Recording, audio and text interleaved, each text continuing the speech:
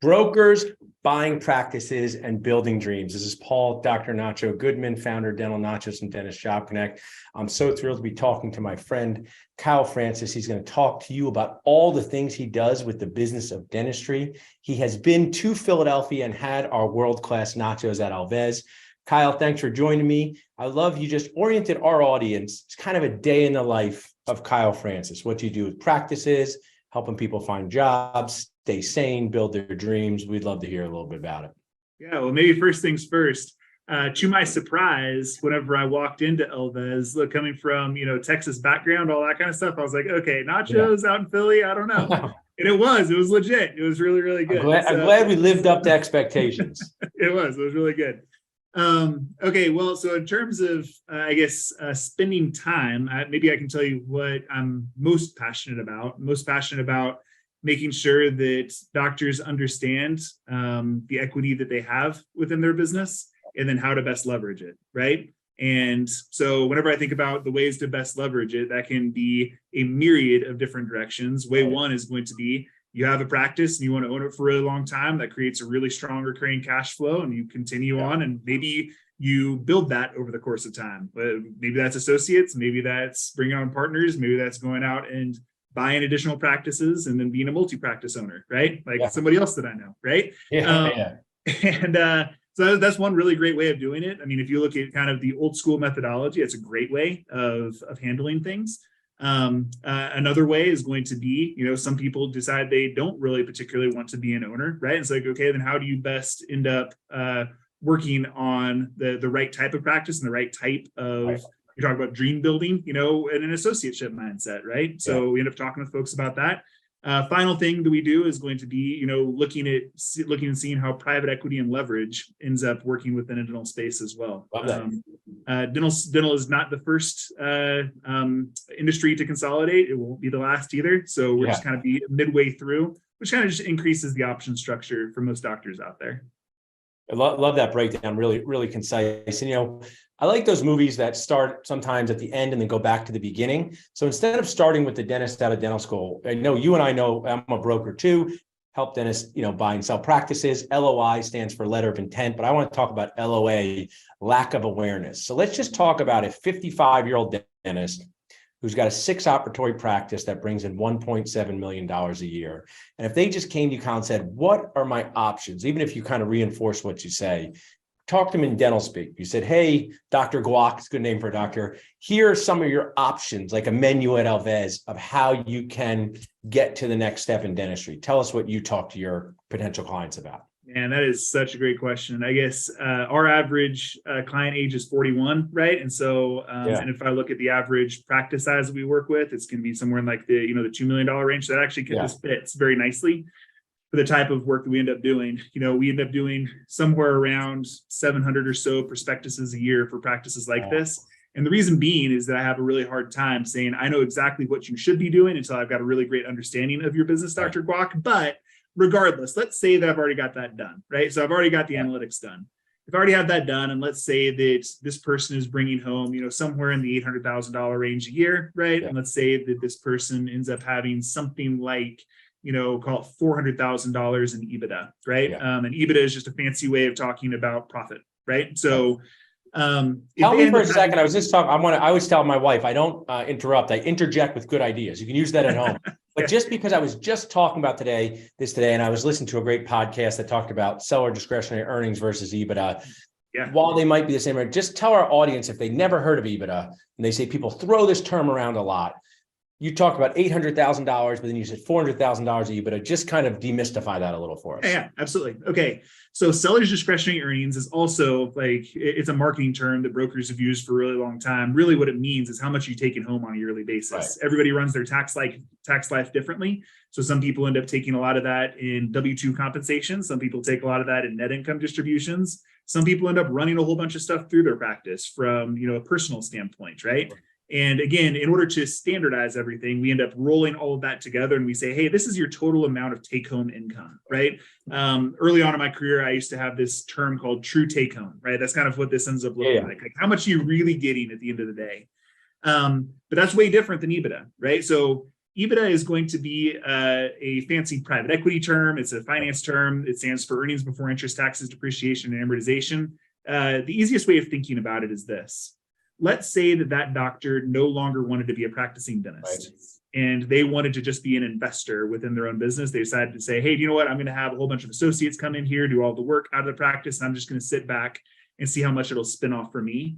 That's EBITDA, right? Gotcha. So it's an investment term, and it wants to know how much is left over after all of those doctors are paid a fair salary to do the work out of the business. I like that. I mean, the true take home is like, if Dr. Salsa replaces Dr. Guac, it's going to feel like Dr. Salsa makes $800,000 a year, but Dr. Salsa will take over the clinical, the business. They will basically swap themselves out. Someone buys it as an investment, they're going to pay somebody the $400,000 to do the dentistry, and their profit is $400,000. So really great breakdown. So now if we're back to Dr. Guac, he's saying, what can I do next, Kyle? I've heard DSOs buy practices. I heard DPOs buy practices. I heard groups buy practices. I heard just dentists who were like me 20 years ago buy practices. Right. Tell them about this choose your own adventure of the practice life. Yeah, well, I really do kind of think it's kind of like that right now. Yeah. We did a choose your own adventure book. I don't know if you remember that from whenever you were a kid, Yeah, I did that. Ways of thinking about that. And we did that for this purpose. But if I end up looking at the different choices that this person has, yes, could you sell it to an individual? Yeah, absolutely. No harm, no foul, right? If you just wanted to be exit stage left, right? You wanted to have that person come in, purchase the practice. There are plenty of financial institutions that will lever up and buy and sell that practice to that individual for, call it $1.3, $1.4 million, right? Depending on where you are in the country, that could be higher or lower, right? So if you're in the southern coast of California, that might be dollar on dollar revenue. If you're kind of from a small town in Kansas, like where I'm from, then maybe that's going to be 50% of revenue. But, somewhere. And I want to add in or interject that, people say, I live in the city, and they go, Paul, you don't have a backyard. I go, yeah, what's the problem? I have no desire to mow grass, right? But other people go, I need a yard to sit outside. So in that scenario, as we walk people through this, that means that they're going to sell the practice and leave very soon. Maybe they stay for 3 to 6 months in some sort of grandfatherly role if it's a fee-for-service practice. But if you're listening as a seller, that means that you are required to remove yourself from this practice most of the time. When people say, yeah, but there's one dentist, I know this, it's a one dentist practice. When they loan this money to the to the Dr. Salsa, they are expecting the Dr. Salsa, keeping with this food term, to consume the majority of the production. Am I right with that? Couldn't agree anymore. Yeah, that's very good. Now, all of it has to do with profit margin, right? Yeah. So if the profit margin is high enough, maybe there's enough room for the two doctors to end up, working together for a certain period of time. If you have 6 operatories, could you conceivably put 2 doctors in there, maybe staggering schedules, all that kind of stuff? Theoretically, yes. But overall, most of the time, yes, that is a one doctor practice that is going to be sold to another doctor. That person ends up having a short-term transition out, and then that single person will consume all of the rest of the production. Yeah. So that's if you're following, you could get $1.3, $1.4 million. You get this giant Happy Gilmore check. That's how I want my check. I want a giant one of those checks. And then you hang up your handpiece and you Uber off into the sunset. So then if Dr. Guy says, hey, Kyle, that sounds good to me, but what other options are out there? I've heard my friends say that they sell their practice, they stay on and work afterwards. Sure. Tell us more about that.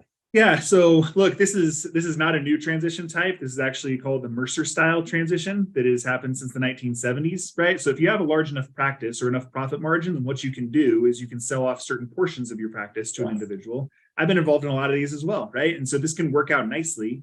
Now, here's the thing. You do need time for this to occur, right? We said that this person happens to be 55 years old. We do have time, right, for this to occur. So maybe what you can do is sell off a third to the first person, right? Maybe that person isn't enormously fast in their overall production. So as they build up speed over the course of time, you take that $1.7 million practice to $2.1, $2.2 million. Maybe at that point, you end up bringing on another partner, right? So an old Mercer style transition requires time because of debt leverage. So that first note almost always has to be paid off before that second note is incorporated within the practice, or the doctor is going to have to take on the seller carried financed portion of that note because a bank doesn't want to take on multiple notes within a singular practice.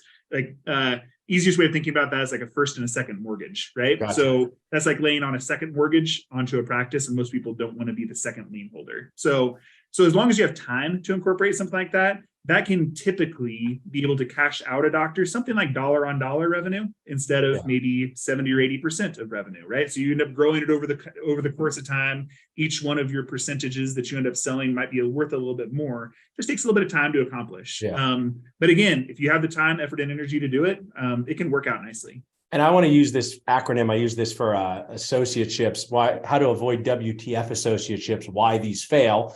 Also, the other version of that. For the multiple dentist incorporation, you have to avoid the WTF. You need to really make sure why these fit, because you really have to have the personality that's ready at the age of 56 or 51 to start incorporating other dentists into the ownership part of the table.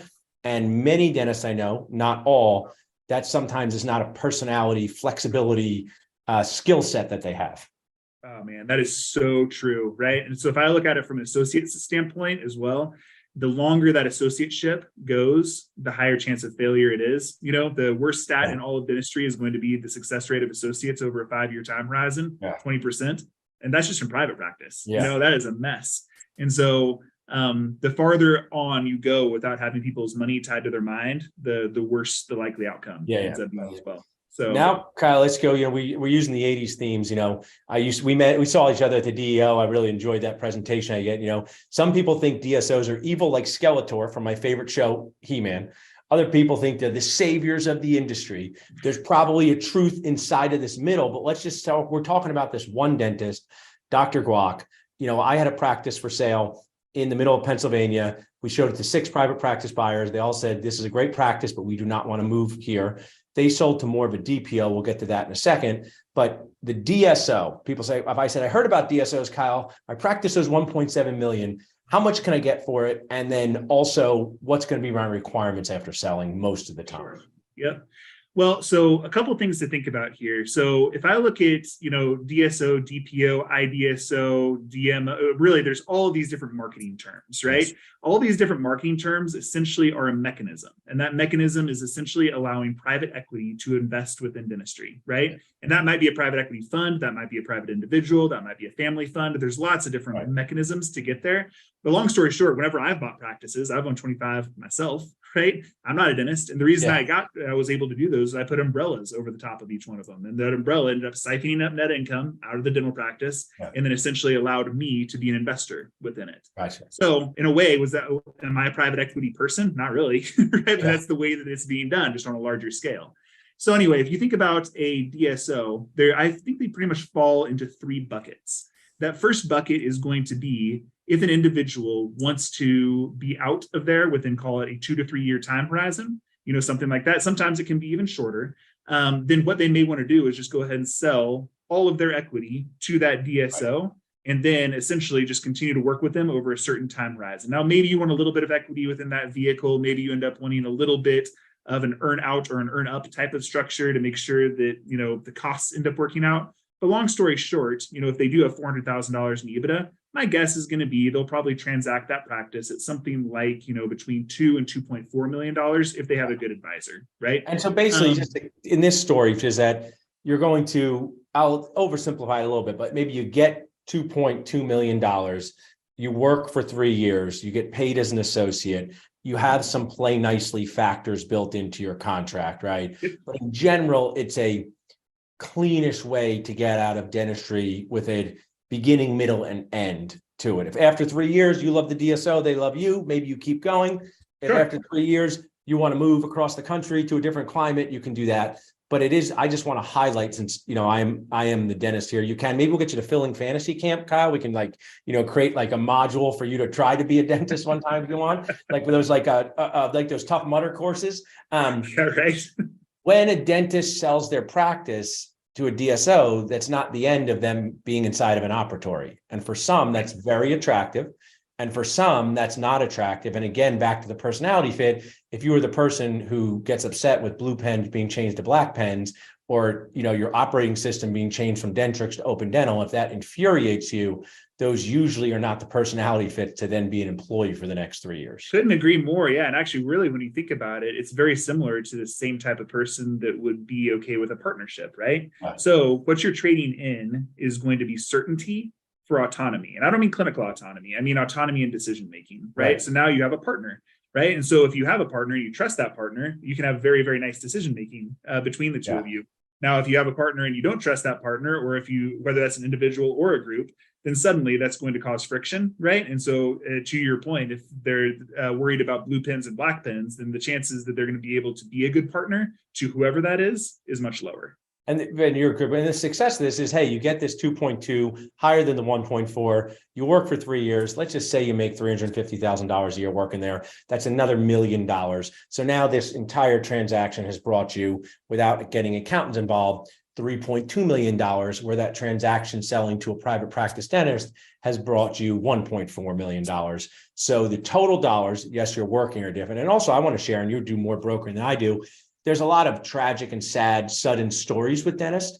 And, you know, if you have a sudden death, which I've dealt with personally and with clients, your practice value plummets immediately. And it doesn't. It's 1% per working day.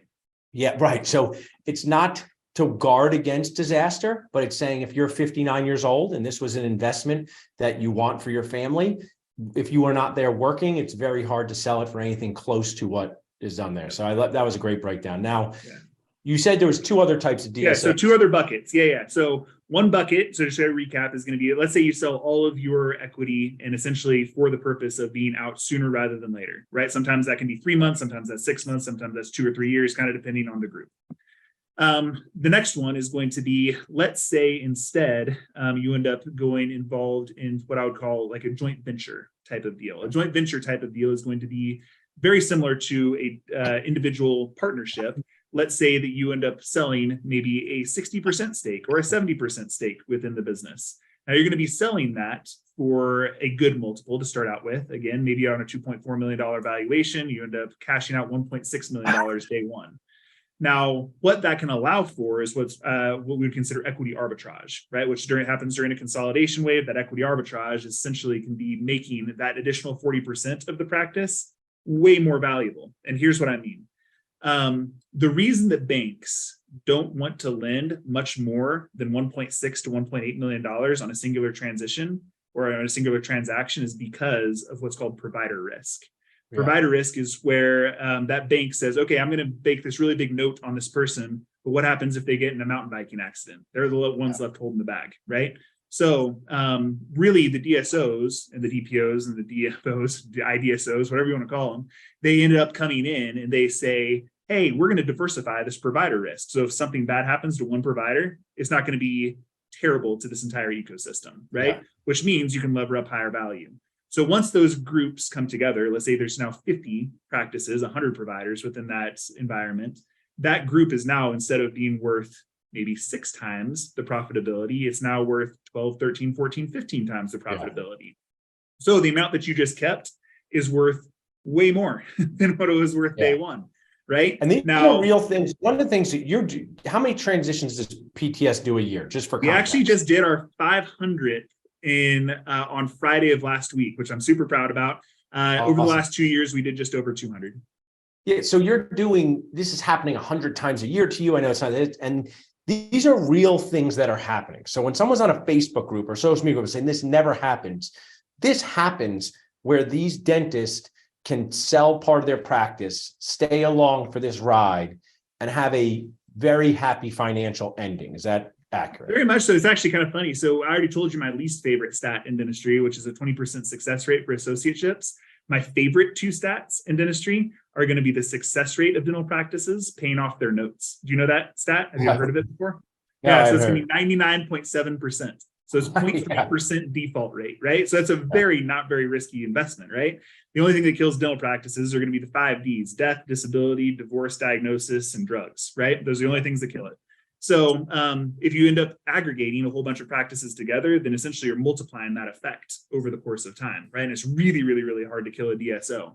So if you look at the success rate of a DSO going from one recap to the next recap, we're already 99% plus in effectiveness, right? And so, yes, are there bad stories out there? 100%. Are all investments, do all investments have risk? Yes, absolutely. What I would say is going to be an investment within a mutual fund of dental practices typically has less risk than a singular dental practice. That doesn't mean you should do it or not do it, by the way, because both of them are not very risky. And I mean, that's what, I've been approached saying, I want your practice, at the time of this recording, my brother and I own our practices 100%. We haven't sold any DSOs or DPOs, but I say, hey, Paul, we want to be the flagship location for our thing. And that comes with potential reward, but potential risk too. And I just counsel my clients that whatever you get up front, make sure you're happy with getting this up front, because you just want to, you going along for this ride can be incredibly valuable to you, but you also have to stay along for the ride most of the time. And that's why it sounds like your younger clients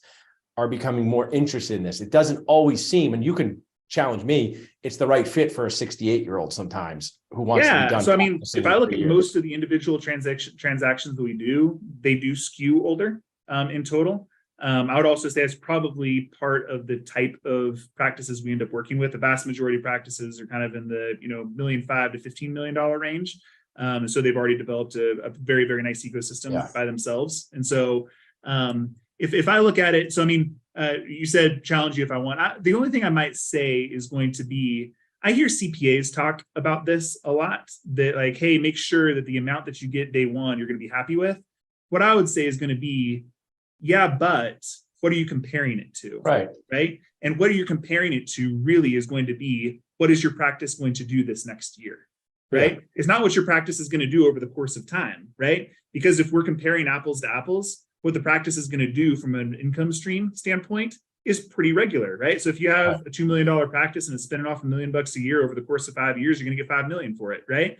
On the flip side, if we end up looking at it from a DSO, DPO, anything private equity invested, then we say, okay, you're going to get, $2 million up front. You have $1 million rolling. That's going to end up growing on average 80% year on year, right? Which means that over the same time horizon, we end up getting 2 million plus the 5 million plus the amount that you're paid as a doctor, right? So you would share that at this time in dentistry, the reality is there's really creative opportunities for entrepreneurial style dentists to be successful. With this, we're just in a unique place. 10 years ago, these deals didn't exist. 7 years from now, they won't, right? Because we'll be consolidated. And that doesn't mean you should or shouldn't do it. I actually think a very reasonable person. I was actually just talking to a doctor down in the Woodlands right before we got on this in Texas. And we were talking about their very nice practice. And they were saying, well, I mean, one way of thinking about this is just being a ostrich, right? Sticking your head in the sand and letting consolidation happen. And quite frankly, that's true. Right? You can end up doing that and having a very, very nice outcome for yourself over the course of time, right? It doesn't necessitate that you should do it. What I think I'm passionate about is making sure you understand what the differences are. Sharing the realities what you do. I won't keep you too much longer. I have a couple more questions. If you just got a few sentences to say to someone who came to you, what's the difference between a DSO and a DPO? There's none. What are some differences? Not zero. Much differences. There's zero. That's marketing. And so essentially, if you look at this, we can call something a dental partnership organization. We call something a dental service organization. We can call something a dental support organization. An invisible DSO is one of the goofball things I've heard recently. So really think about it in these terms, right? If you have a partner, you want that partner to provide a certain amount of value to you, right? Yeah. If that value is going to be in the mundane business tasks, well, then find somebody who's good at that.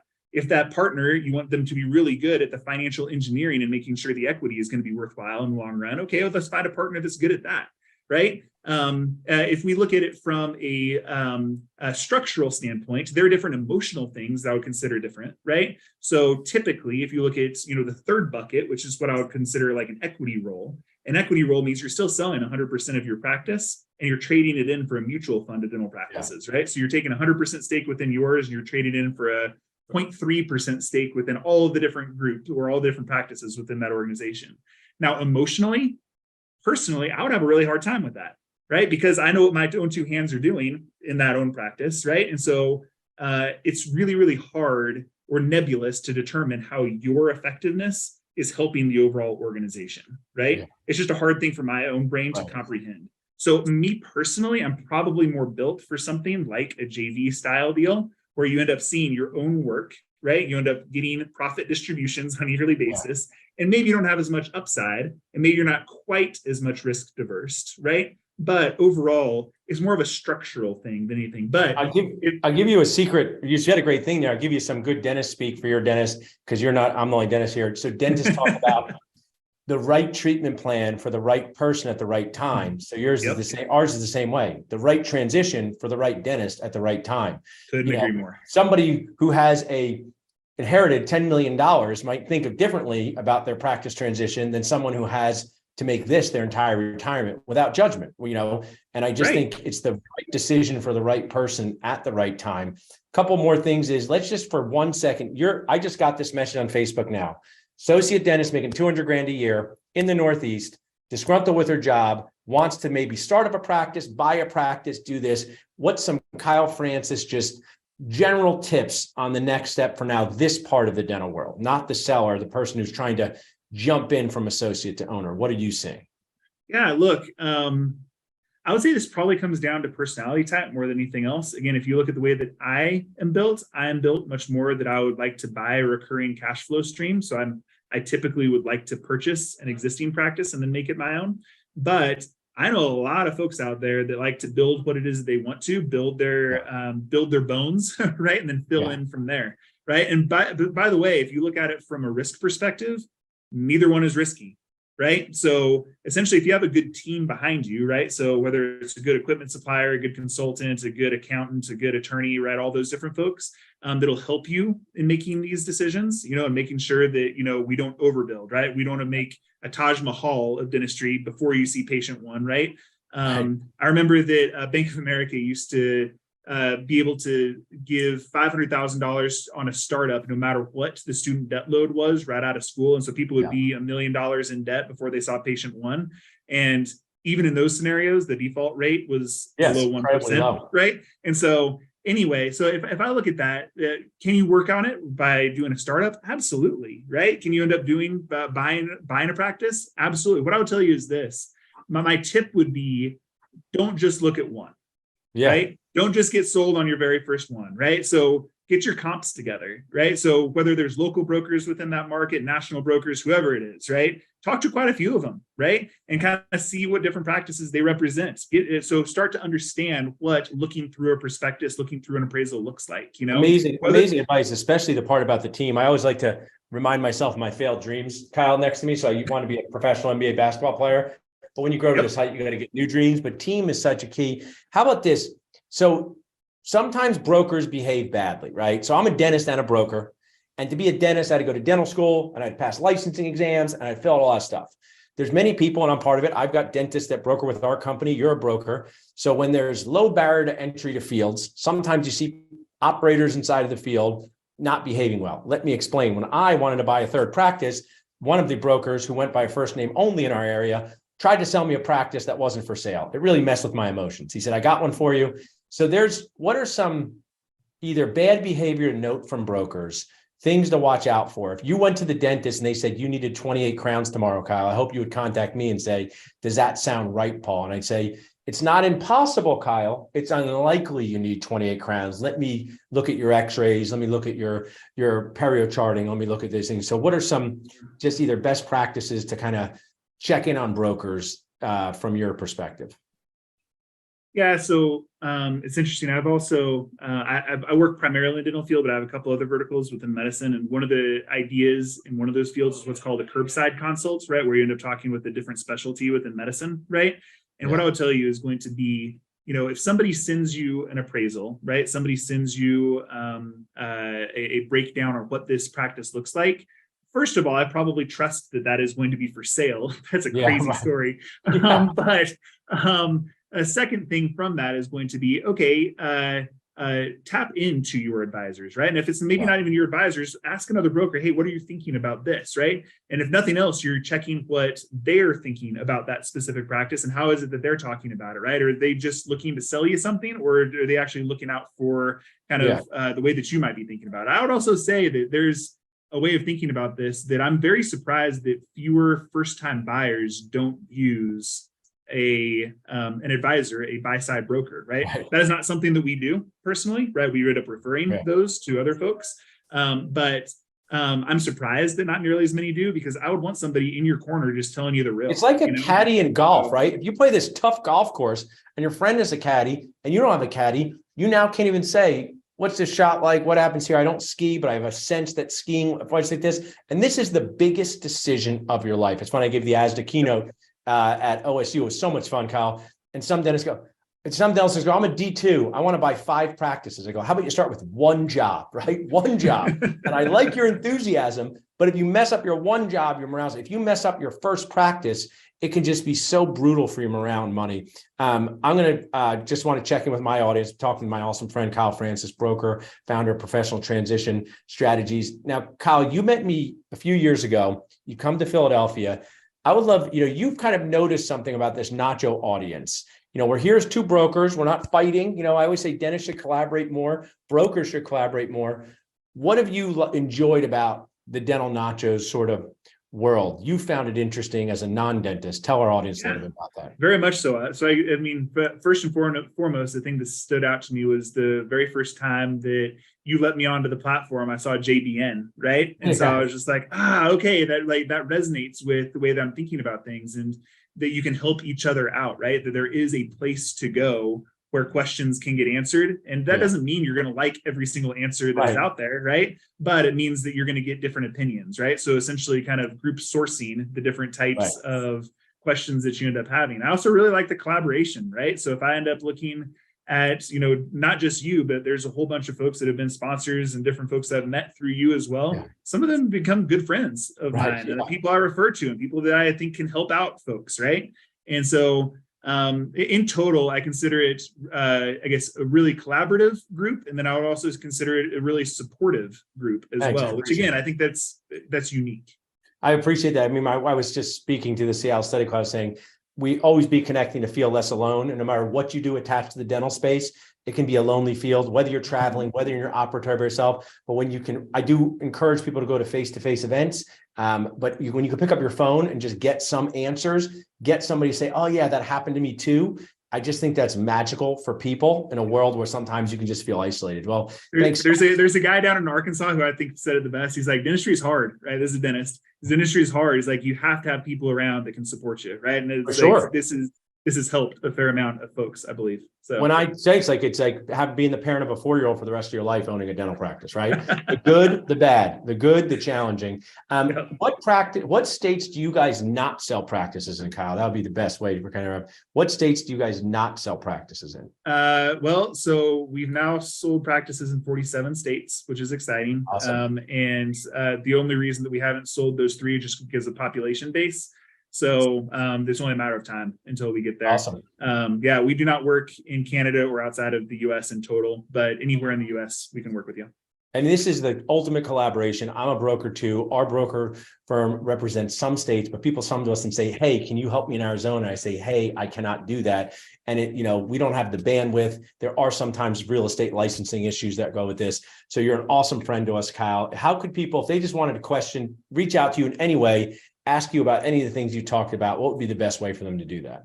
Yeah, so probably just email info@professionaltransition.com. So I mean, that's probably the easiest way. So both of them are singular, professionaltransition.com. Otherwise, just go on our website, Professional Transition. There's a whole bunch of ebooks there, right? So if you just want to be a learner, right, just go on there and just kind of start stuffing your brain full of knowledge. So awesome. If you need to reach out to us, you can do so at dentalnachos.com. We have so many free resources. If you're looking to buy or sell practice, just text buy or sell to 215-543-6454 or visit dentalnachos.com. Thanks so much.